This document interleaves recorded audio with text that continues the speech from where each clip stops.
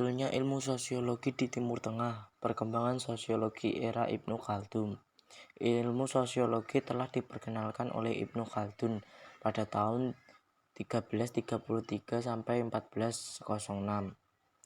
Sejak abad ke-14 di dunia Arab, beliau dikenal sebagai ilmuwan Timur Tengah, tetapi saat itu belum suatu nama disiplin ilmu secara definitif. Ibnu Khaldun memperkenalkan sejumlah prinsip dalam mempelajari masyarakat, yakni 1. Fenomena sosial mengikuti pola-pola yang sah menurut hukum. 2. Hukum-hukum perubahan berlaku pada tingkat kehidupan masyarakat. 3. Hukum-hukum perubahan sosial harus ditemukan melalui pengumpulan data. 4. Hukum-hukum sosial yang serupa berlaku untuk suatu masyarakat. 5. Masyarakat ditandai oleh perubahan. 6. Hukum-hukum yang berlaku terhadap perubahan itu bersifat sosial, bukan biologis atau alamiah. Dalam buku Mukadimah, ia menyumbangkan pikiran sosiologis yang lebih terperinci dengan sangat maju.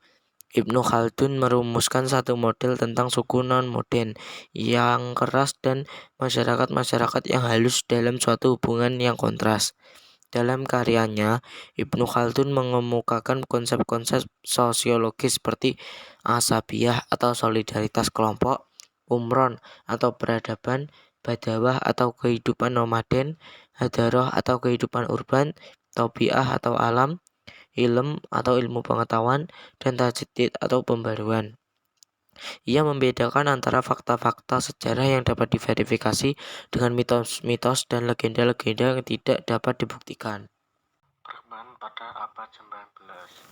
Sosiologi berkembang pesat di Eropa pada abad 19. Perkembangan tersebut banyak dipengaruhi oleh revolusi politik dan revolusi industri yang mengubah tatanan kehidupan sosial secara drastis. Salah satu tokoh, Karl Marx tidak pernah mengklaim dirinya secara spesifik sebagai sosiolog. Ia studi dampak politik, ekonomi, dan perubahan sosial di Eropa.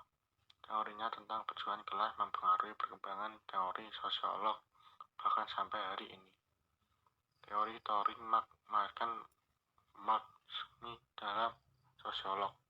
Perubahan sosial dengan demikian menjadi faktor utama kelahiran sosiologi sebagai ilmu pengetahuan modern. Adapun faktor langsung yang memunculkan teori sosiologi adalah revolusi industri pada periode tahun 1750 sampai 1850.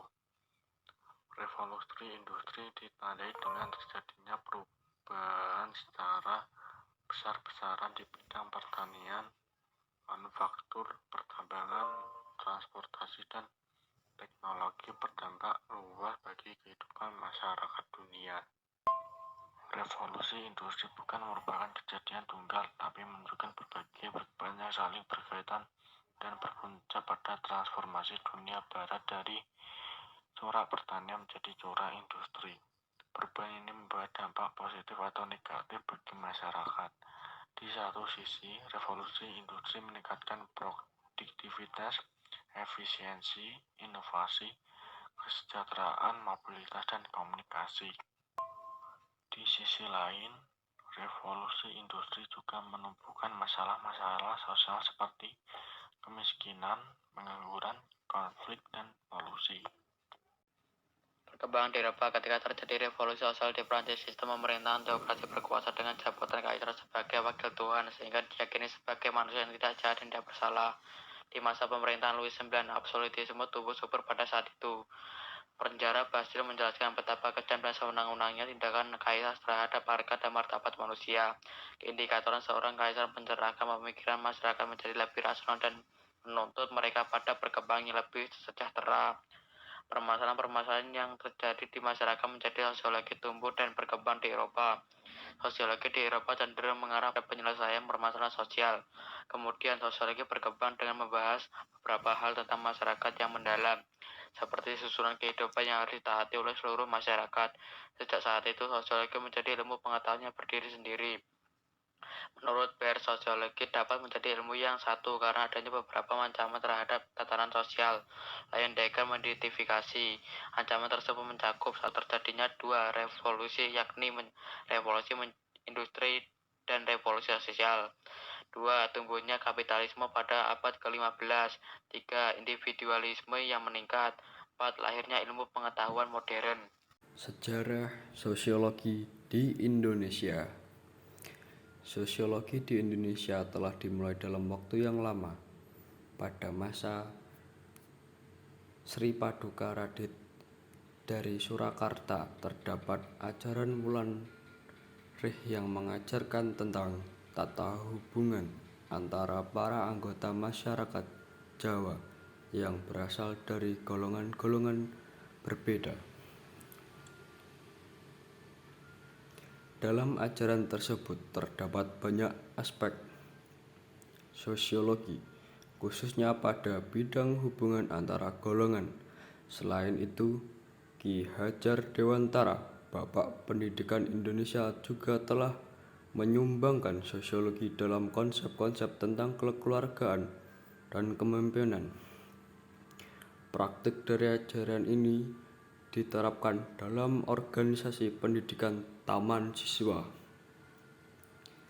Kala itu, sosiologi belum dianggap sebagai ilmu yang penting untuk dipelajari. Akan tetapi, hanya sebatas ilmu pembantu untuk ilmu pengetahuan lainnya. Itu dikarenakan banyak karya orang Belanda seperti tulisan-tulisan Ter Haar dan Durvendak yang mencangkup unsur-unsur sosiologi.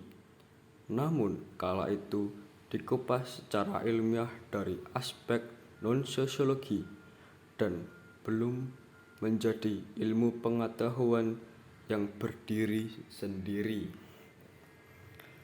Sebelum Perang Dunia Kedua, Indonesia hanya memiliki sekolah tinggi hukum, yaitu Rijkshogeschool di Jakarta, satu-satunya lembaga perguruan tinggi sebelum era kemerdekaan yang memberikan kuliah tentang sosiologi di Indonesia.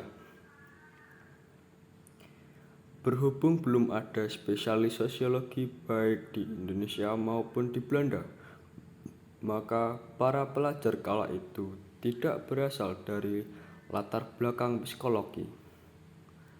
Adapun teori diajarkan bersifat sosial dan teoris berdasarkan buku-buku karya Leopold, Weiss, dan Bershen dan sebagainya.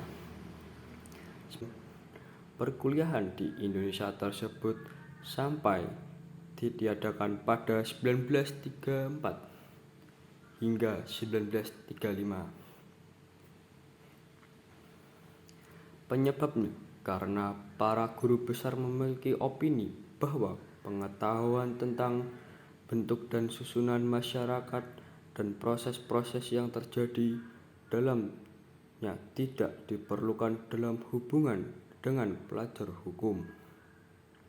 Mereka juga berpandangan bahwa yang penting untuk dipelajari adalah hukum positif, yakni peraturan-peraturan yang berlaku dengan sah pada waktu dan suatu tempat tertentu.